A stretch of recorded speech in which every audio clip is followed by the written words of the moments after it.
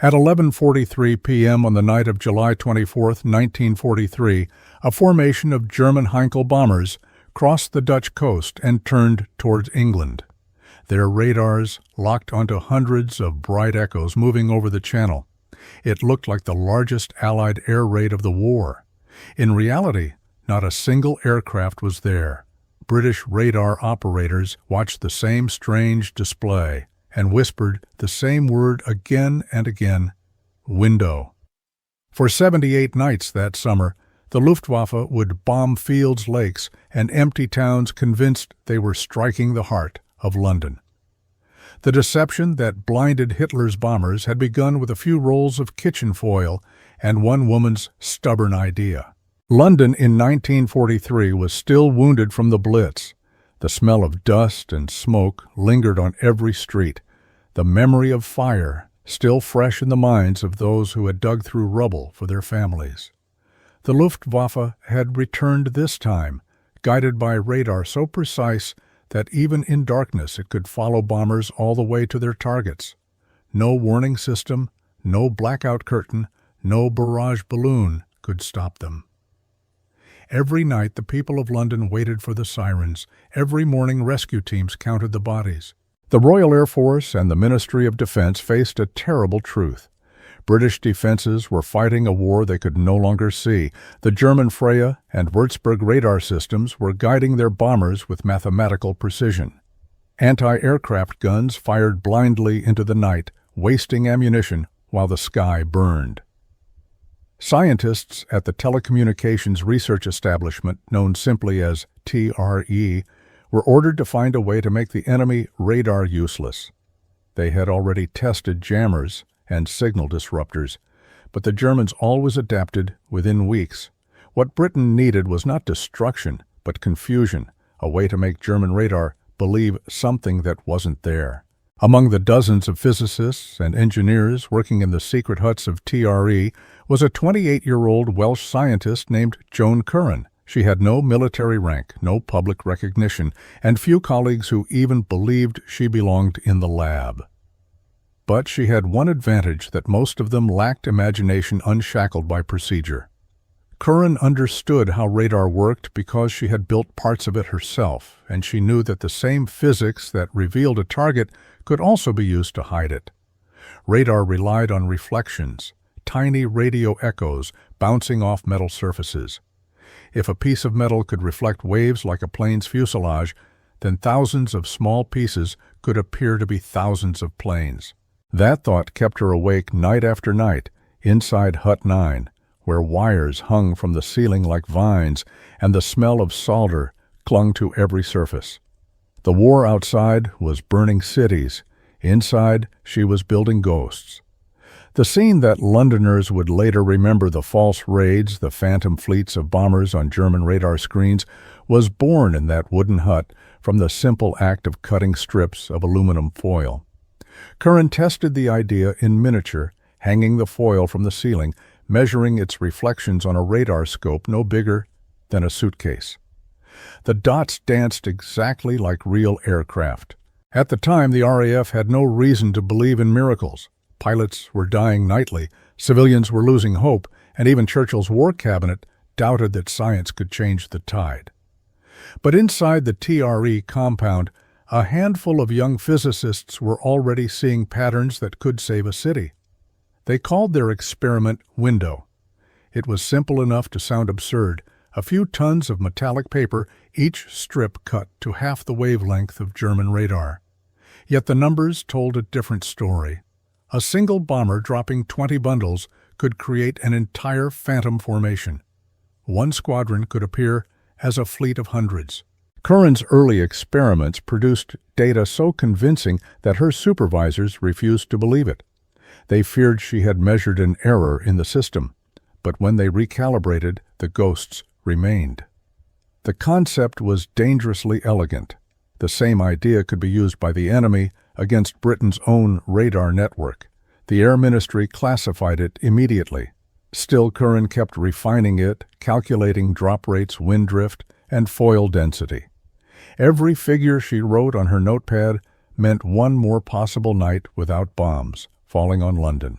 By the summer of 1943, while the war raged across Europe and thousands of Allied pilots never returned from the skies over the Ruhr, one woman in a wooden hut held the blueprint for a different kind of weapon, one that didn't kill, but confused, didn't destroy, but deceived. The brass called it untested. The engineers called it impossible. Joan Curran called it ready. If you believe that wars are sometimes won by minds rather than guns, leave a comment with the number 7. If you think weapons alone decide victory, hit the like button. Either way, stay, because what happens next would turn a roll of foil into the simplest secret weapon of World War II. By early 1942, Britain was fighting a new kind of war, one fought not in daylight dogfights, but in the darkness above blacked-out cities. The Blitz had ended, but the Luftwaffe had not withdrawn. German engineers had built something far deadlier than bombs, a system that could see in the dark. They called it Freya and Würzburg. These radar sets, mounted on steel towers along the French coast, sent pulses of radio waves into the night and listened for echoes. Every Allied aircraft that crossed the Channel became a glowing dot on German screens. The British called them Eyes of the Reich. Every night the pattern was the same. Convoys of Heinkels and Dorniers took off from bases in France, their routes guided by radio beacons and ground controllers watching the radar scopes. The moment British searchlights switched on, the bombers were already lined up for their targets. The system was so accurate that German crews could drop bombs through clouds and still hit a railway station or power plant. Inside Britain's own defense network, frustration was turning to fear. The Royal Air Force's radar chain, known as Chain Home, could warn of incoming raids but could not stop them. Once the bombers crossed the coast, British radar was blind. Fire control units depended on sound locators, guesswork, and luck. Anti-aircraft guns fired tens of thousands of shells each night for only a handful of kills. The cost in ammunition was staggering. The cost in lives was worse. By 1942, London alone had lost more than 30,000 civilians to bombing. The scientists at the Telecommunications Research Establishment in Malvern worked under suffocating secrecy. Officially, they were telegraph researchers. In reality, they were the last line between German radar and British survival. Their task sounded simple: find a way to deceive the enemy's eyes, but nothing about radar was simple. The frequencies shifted, the pulse widths changed, and the Germans improved their tracking every month. The first idea was brute force jam, the radar with stronger signals. Engineers built transmitters that flooded the air with static, hoping to drown out the echoes. It worked for an hour until the Germans changed frequencies. The next plan was to use reflection screens, large sheets of metal carried by aircraft, to create false targets, but they were too heavy and too few. Others tried to paint aircraft with radar-absorbing coatings. The materials melted off at altitude. Every failure made the enemy stronger. Reports from intelligence confirmed what British pilots already knew: German controllers could track them continuously from takeoff to target. Intercepted communications revealed code names: Freya 1, Würzburg D, each representing a radar battery protecting the occupied coast. When British bombers flew toward the Ruhr, the enemy already knew how many and from which direction. Entire formations vanished in flak and fire before reaching their objectives. The numbers were unsustainable. To the scientists, radar had become both miracle and menace. It had saved Britain in 1940, when Chain Home detected German raids early enough for fighters to scramble. Now that same invention had turned against them, perfected by the Luftwaffe. The irony was unbearable. At Malvern, meetings stretched long into the night. Physicist Robert Watson Watt, the father of British radar, urged his teams to look not for bigger machines, but for smaller ideas. If we can't blind them, he said, perhaps we can make them see too much. That suggestion planted a seed in Joan Curran's mind.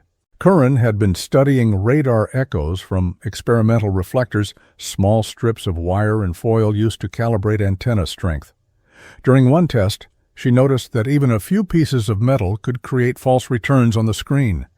The pattern looked exactly like a formation of planes flickering, moving then fading as the foil drifted. The effect lasted only seconds, but it was perfect. What if the air could be filled with thousands of such reflections? At the time, most of her male colleagues dismissed the notion.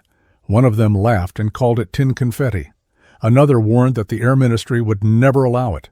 If Germany discovered the trick, they could use the same method to overwhelm British radar.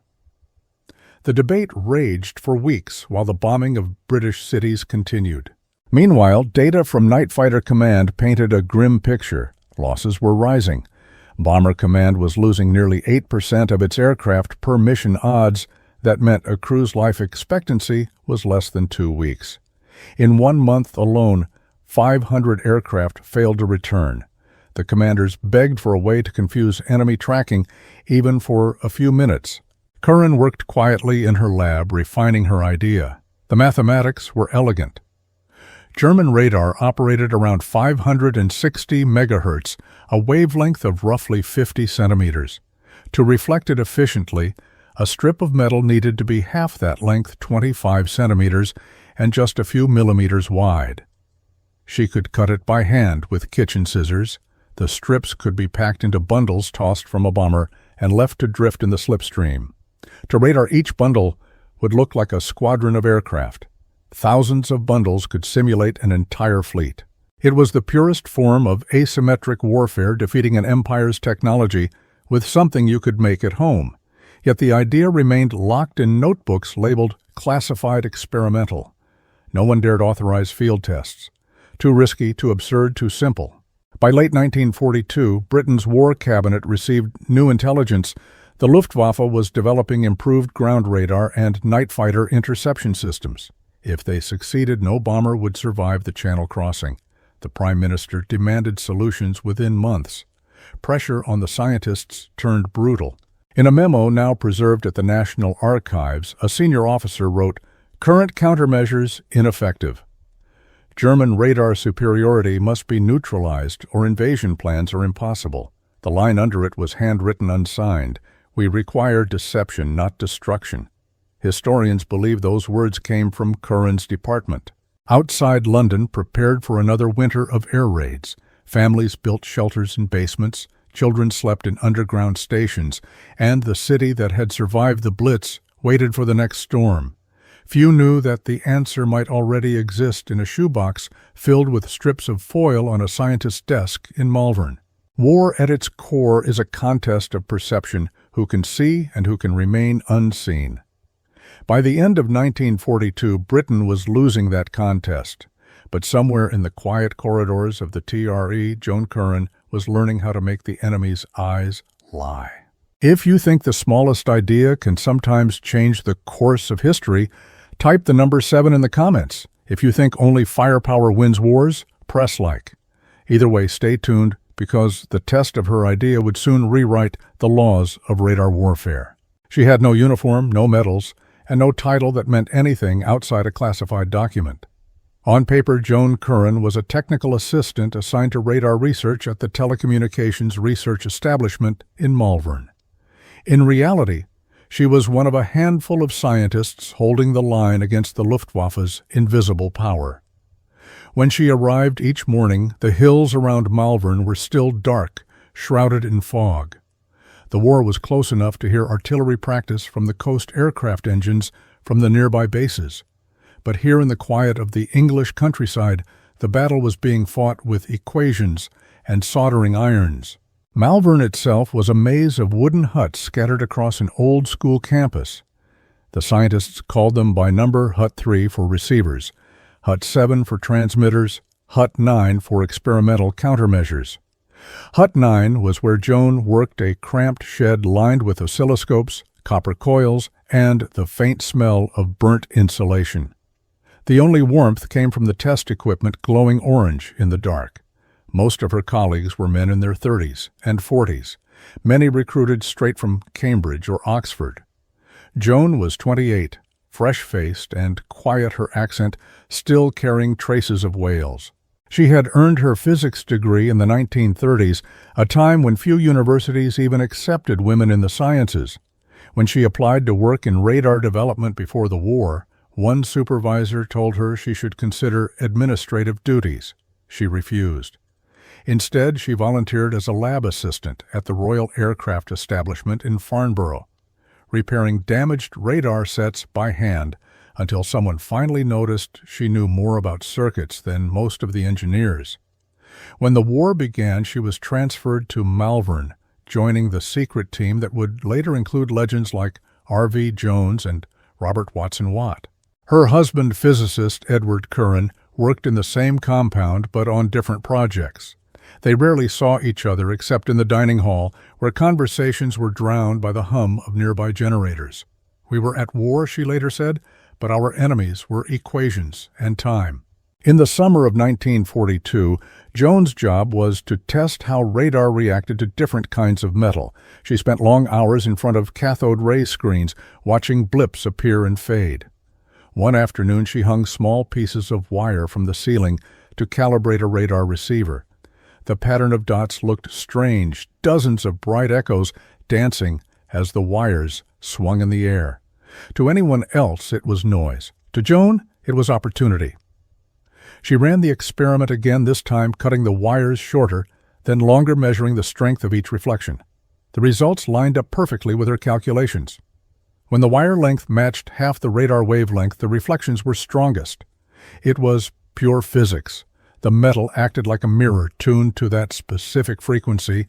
That night, while most of Malvern slept, Joan stayed behind. She cut narrow strips of aluminum foil and dropped them from a small ladder inside the hut, timing their descent while watching the radar scope.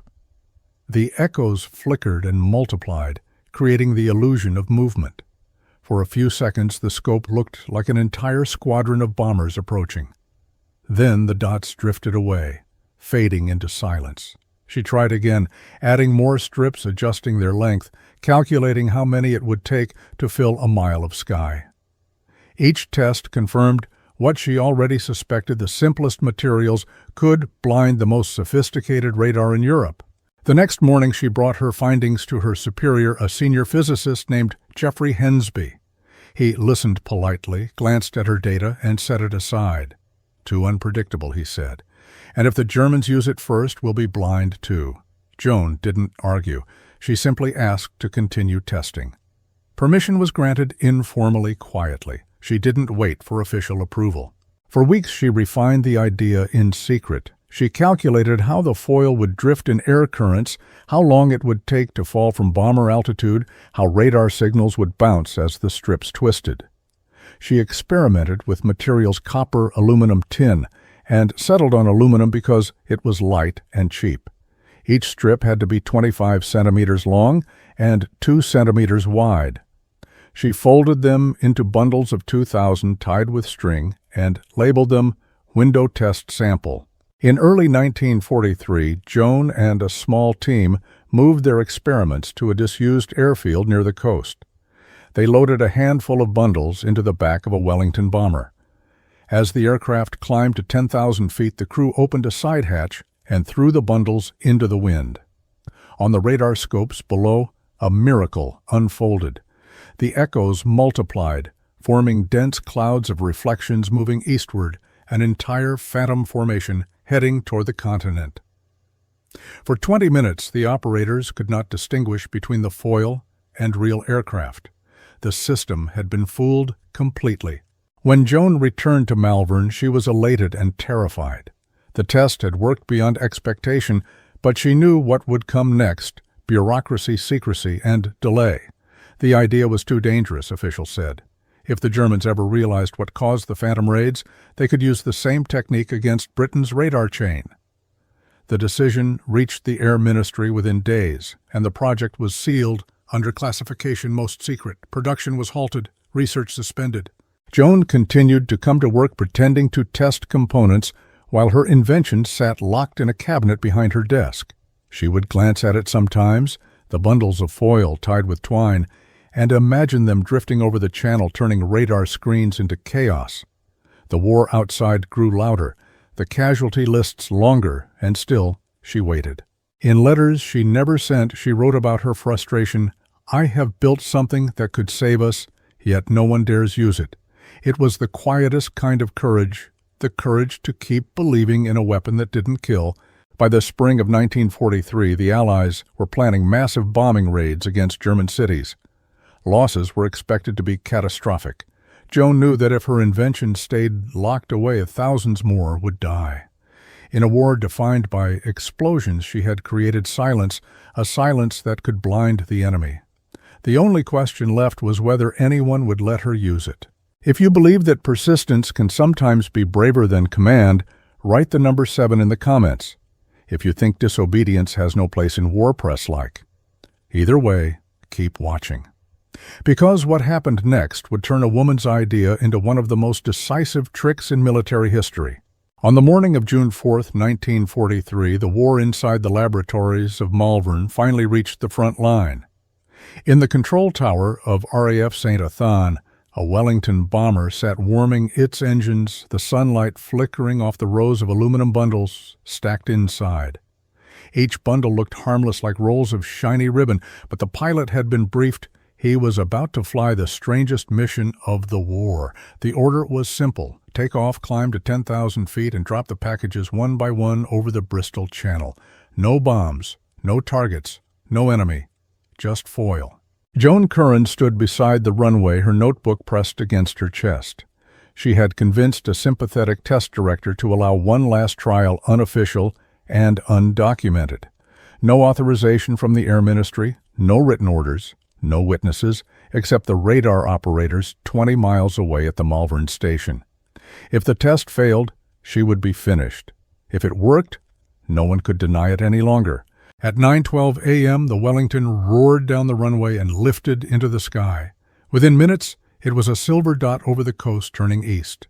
Joan adjusted her headset, her eyes on the radar display. The scope showed a single bright echo, steady and clean. Then the pilot's voice crackled through the static, dropping first bundle, now. The echo split. One bright dot became 10, then 50, then a mass of moving specks spreading like ripples in water. Joan's hand tightened around her pencil.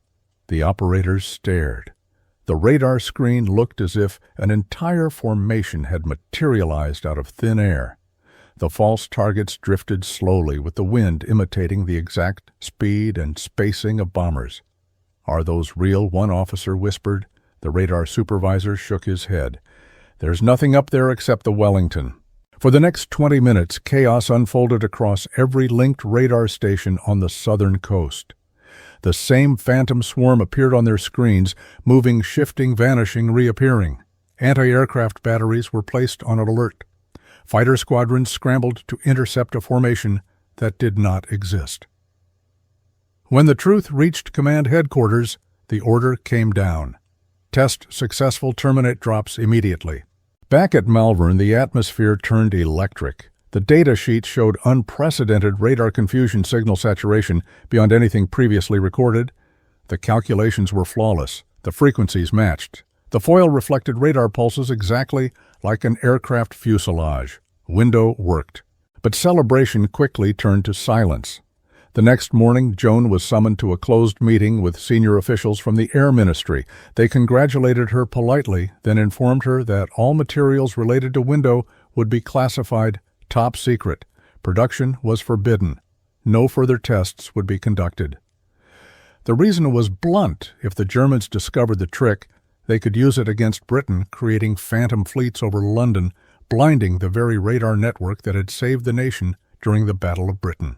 Joan left the meeting numb. In the corridor outside, a friend whispered, "They're locking it away, aren't they?" She nodded. "For everyone's safety," they said. Safety, she thought, while bombers still burned the cities every night.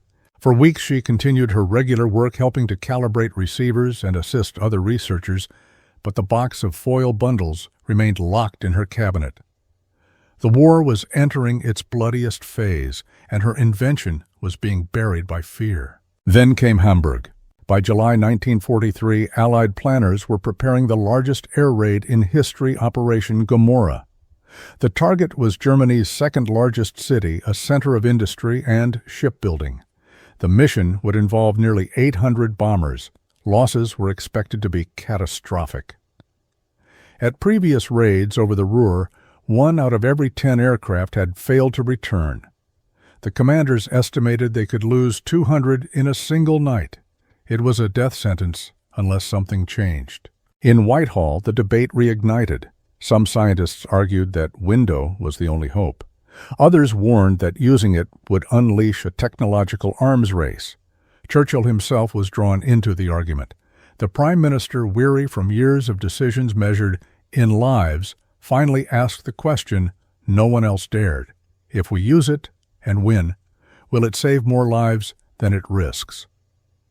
The answer came from the Director of Scientific Intelligence, R.V. Jones. Yes, Prime Minister, it will blind them long enough to strike. They will not recover in time. Churchill gave the order. Window would be used once, and the results would decide its fate. The secrecy was absolute. Crews were briefed only hours before the takeoff. Each bomber would carry bundles of foil now standardized at 25 centimeters by 2. They were packed into paper packets, each marked window drop every minute after crossing coast. On the night of July 24, 1943, engines roared across British airfields. The bombers of RAF Bomber Command lifted into the darkness, their bays filled with incendiaries and foil. As the formations reached the North Sea, the crews opened the chutes and began tossing the bundles into the slipstream. The sky glittered with thousands of silver fragments swirling in the moonlight. To radar, the effect was instant and catastrophic. In the operations rooms of the Luftwaffe, controllers watched their screens dissolve into noise. Where once there had been clear tracks of aircraft, now there were blizzards of echoes. Targets multiplied by hundreds vanished, then reappeared in impossible positions. Searchlights swung wildly across the sky. Anti-aircraft batteries fired blindly. Fighter pilots took off, only to find their interception instructions changing every minute. Over Hamburg, fire rained from above. The bombers encountered minimal resistance. By dawn, half the city was burning. German radar had been rendered useless for the first time in the war. The analysts at Malvern received fragments of intercepted radio traffic, enemy jamming. Impossible to track. Too many targets. The deception had worked perfectly. When the bombers returned, commanders could hardly believe the numbers. Losses were the lowest of any major operation, only 12 aircraft missing out of 791.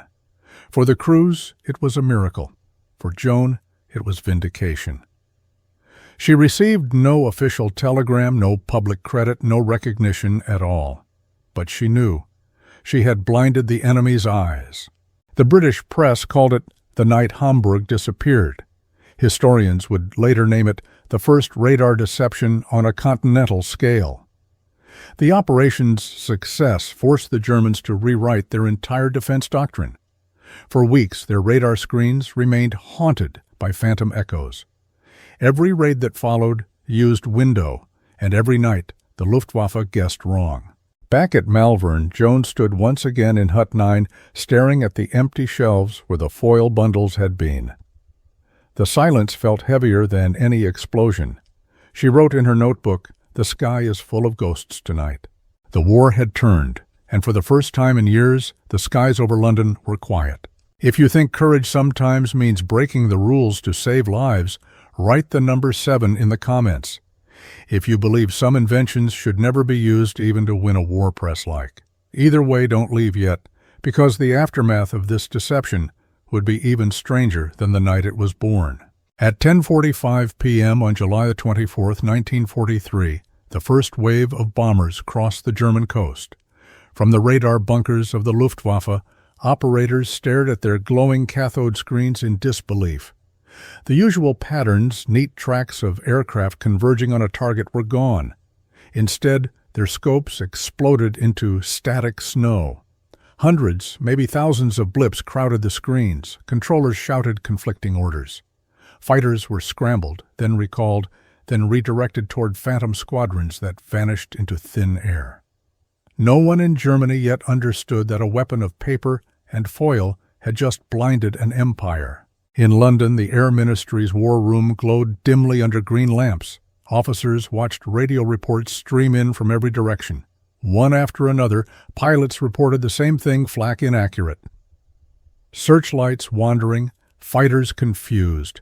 Some crews even flew directly through flak belts without a single shell bursting near them.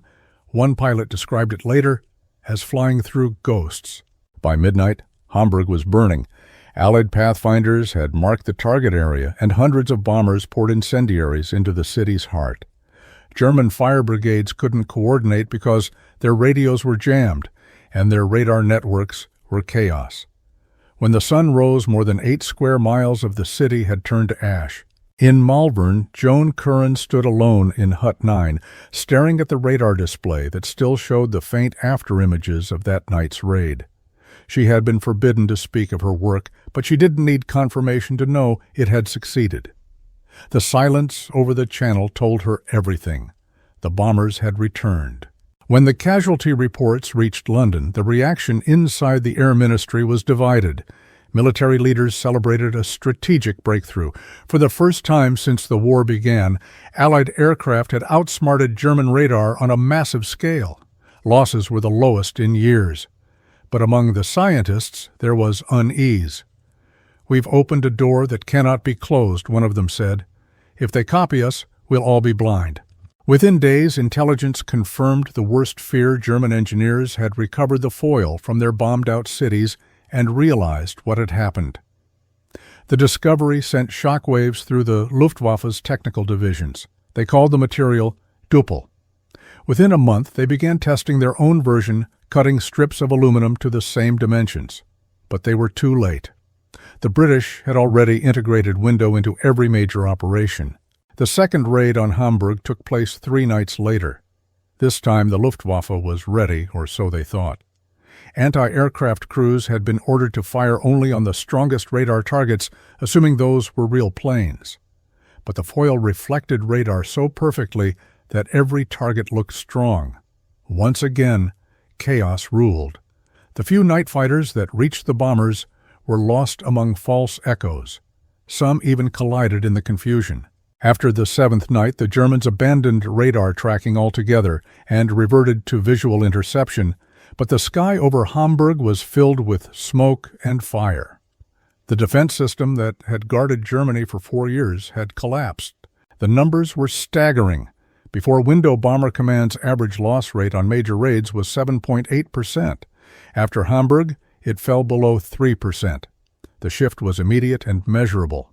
In just 1 week, the Allies had reduced their losses by more than half without building a single new aircraft or weapon. The only new ingredient was aluminum foil. In Whitehall, a memo circulated among senior officials. The subject line read, "Radar Countermeasures Effectiveness Confirmed." Attached was a note in pencil likely written by R.V. Jones himself. The contribution of Mrs. Curran to this success should be recognized, though officially she will remain anonymous. Joan never saw that memo. At Malvern, she was already working on refining the drop rates for future missions. She calculated how many bundles each aircraft should carry, how wind speed affected their spread, how quickly German radar could recover between waves. Her desk was covered in equations and empty teacups. "We must stay ahead," she told her assistant. "They will adapt, and when they do, we must already be gone." Meanwhile, Germany's high command was unraveling. Intercepted radio traffic revealed a tone of disbelief among Luftwaffe officers. One commander shouted, "Our instruments are bewitched. The English have turned the sky into mirrors." Another called it a storm of ghosts. The term spread through the ranks. Soldiers on the ground began referring to the foil as the silver rain. When Allied newspapers finally broke the story weeks later, the public knew nothing about the real cause of the miracle. Censorship ensured that Window remained a state secret. The official explanation for the reduced losses was improved bombing techniques. The real secret, Joan's creation, was locked behind classified files. Back in Hamburg, the scale of destruction was beyond anything Europe had seen. Firestorms rose to 1,500 degrees, melting glass, fusing metal, and consuming entire neighborhoods. The moral cost of the operation was enormous. More than 40,000 civilians were killed. To Joan, the victory was hollow. Her invention had saved Allied crews, but also made such devastation possible. "I built something to protect," she later said quietly, "and it destroyed more than I could imagine." Still, the strategic results were undeniable. Hamburg marked a turning point in the air war. The Luftwaffe's radar defenses never recovered. Within months, British bombers were striking Berlin itself. American B-17s began daytime raids using similar countermeasures. The Allies controlled the sky. In late August, Joan was summoned once again to London for a debriefing.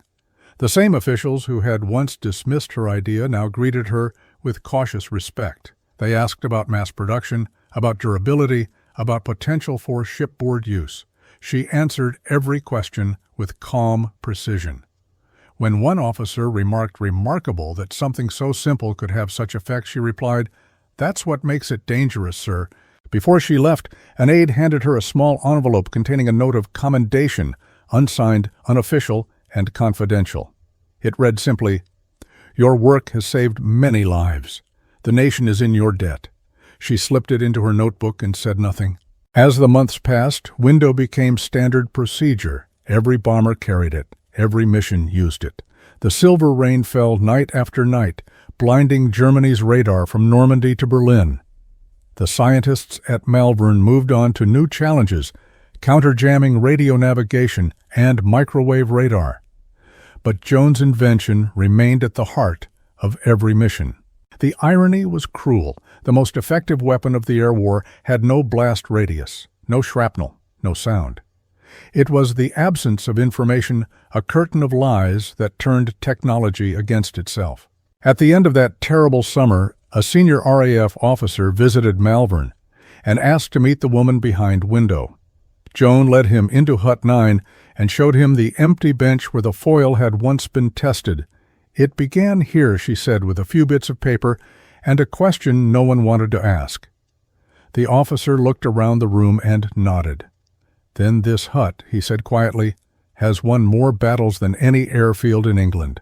If you believe that sometimes the simplest idea can change the direction of a war, leave a comment with the number 7.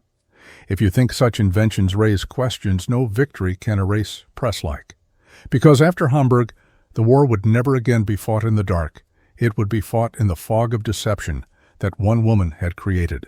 By the autumn of 1943, the war had changed, but no one outside a handful of scientists and senior officers understood why.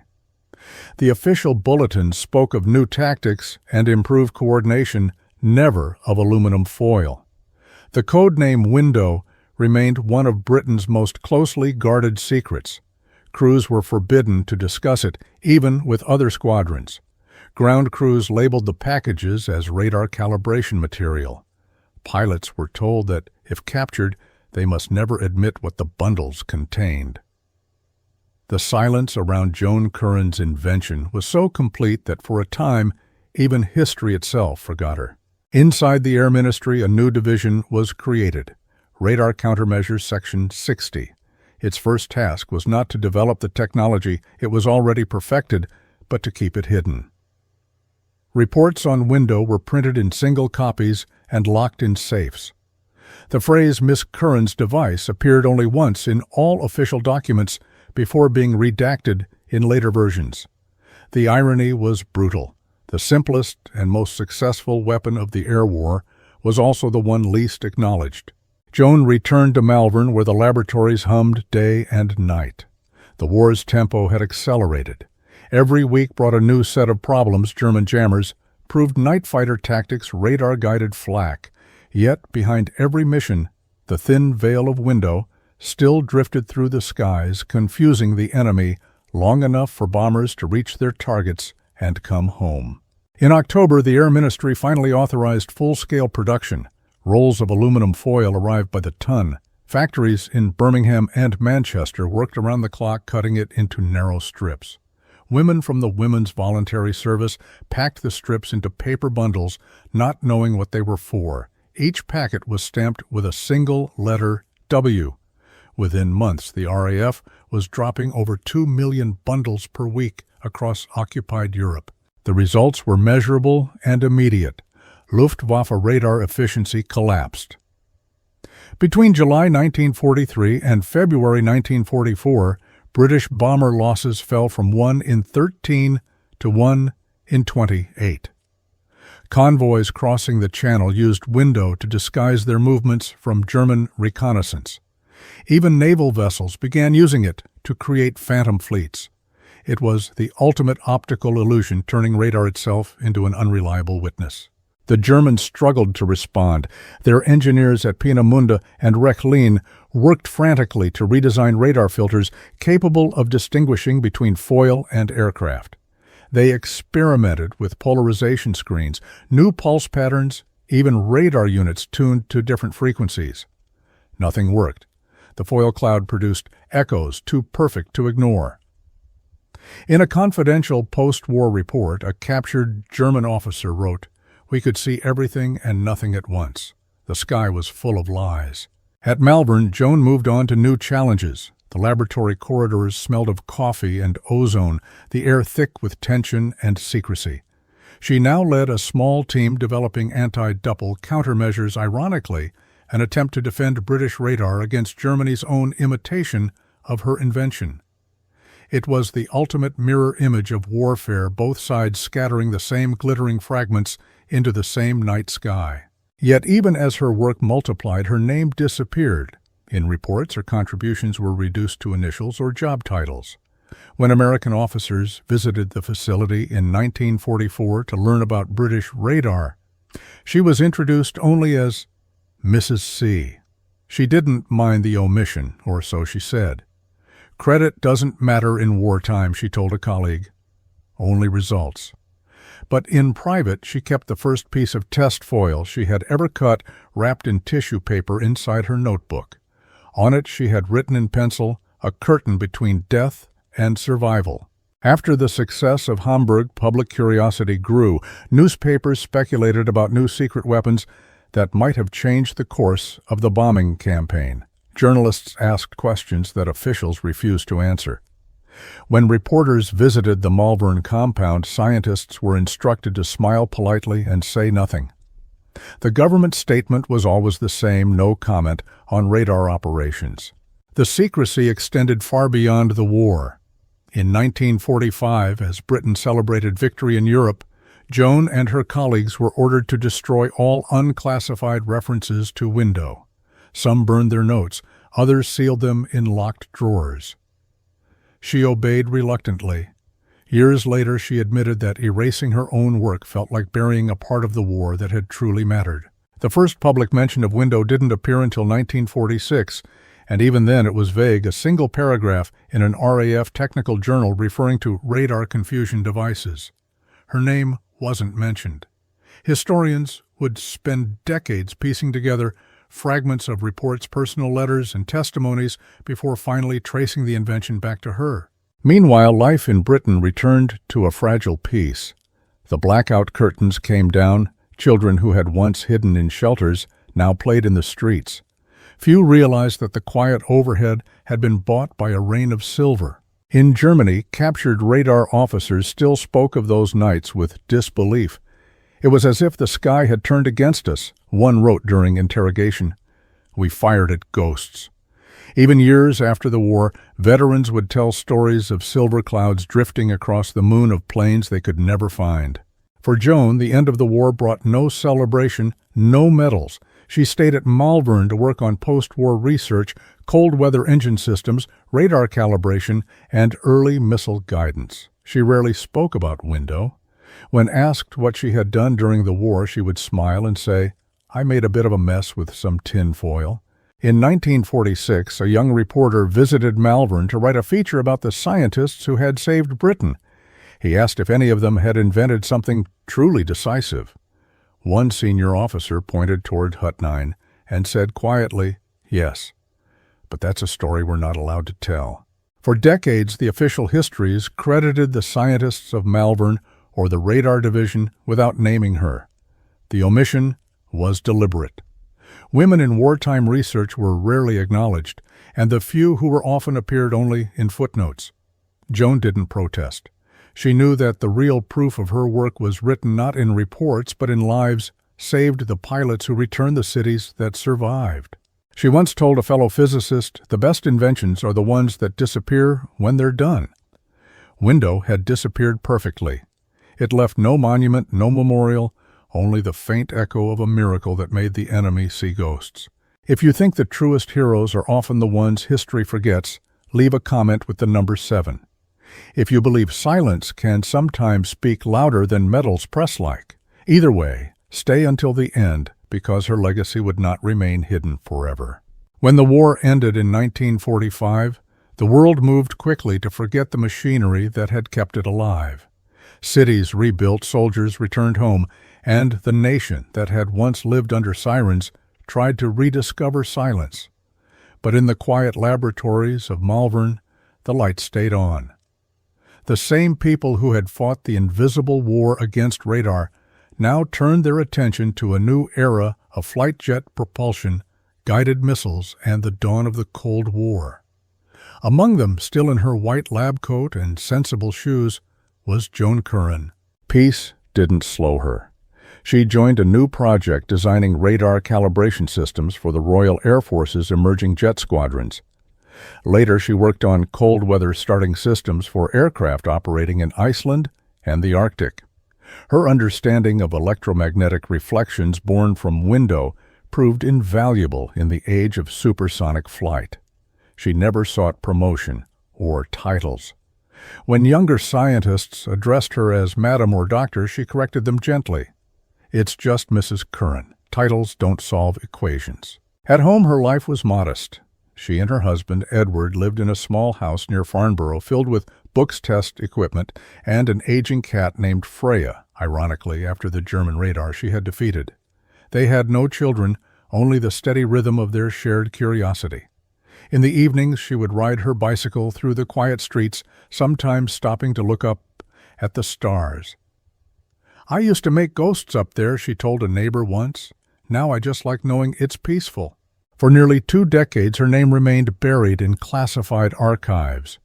When historians began writing the first comprehensive accounts of radar warfare in the 1960s, the credit went mostly to men Watson, Watt, Jones, Lovell. Jones' contribution appeared as a single-line window, a countermeasure developed at Malvern. It would have stayed that way if not for a reunion of wartime scientists in 1970. During a dinner at the Royal Aircraft Establishment, one of her former colleagues raised a toast to the woman who blinded the Luftwaffe. The room fell silent, then erupted in applause. For the first time in front of her peers, Joan Curran's name was spoken aloud as the creator of Window. That same year, the British government declassified most of the wartime radar files. Historians finally pieced together the truth, the success of the bombing campaign. The survival of London, the shift in air superiority, all traced back to a simple idea born in a wooden hut by a woman with scissors and aluminum foil. Recognition followed quietly. In 1971, Joan was appointed Officer of the Order of the British Empire for her services to defense research. The medal was presented in a brief ceremony at Buckingham Palace. She accepted it with a small smile, then went back to work the next day. She retired in 1979 after more than 40 years of government service. By then, radar had evolved into something far beyond her wartime calculations, digital, airborne, global. Yet the principles remained the same, and so did her belief in the power of simplicity. Complicated problems, she once said, often need embarrassingly simple answers. In her final years, she became something of a legend among young engineers. Students from nearby universities would visit her home to hear her stories. She never dramatized them. "I just cut bits of foil," she would say, and somehow it mattered. When asked if she ever regretted that her invention had enabled such destruction in Hamburg, she paused for a long moment. "I regret the deaths," she said softly, "but I don't regret saving the living. War doesn't give you clean choices." Joan Curran died in 1999 at the age of 84. Her obituary in the Times devoted 2 paragraphs to her scientific work and one final sentence that read, "Her invention, known as Window, changed the course of the air war and saved countless lives. Today, the science she helped create still defines modern defense. Every jet, every missile, every radar system relies on principles of reflection and deception she pioneered. And in museums across Britain, small squares of silver foil rest behind glass, labeled simply Original Window Material, 1943. Visitors walk past them without realizing they are looking at one of the most consequential artifacts of the 20th century, a weapon that killed no one, yet ended a war of attrition. At the Royal Air Force Museum, a small plaque bears her name, Joan Curran, OBE, the woman who built ghosts. Above it, suspended from the ceiling, a slow-turning fan blows fine strips of foil into the air. They shimmer in the light, floating, twisting, falling, a storm of ghosts, drifting forever through memory. If you believe stories like hers deserve to be remembered, leave a comment with the number 7. And if you think history still hides too many silent heroes, subscribe and stay. Because behind every great battle, there is always someone who never fired a gun, yet changed the world all the same.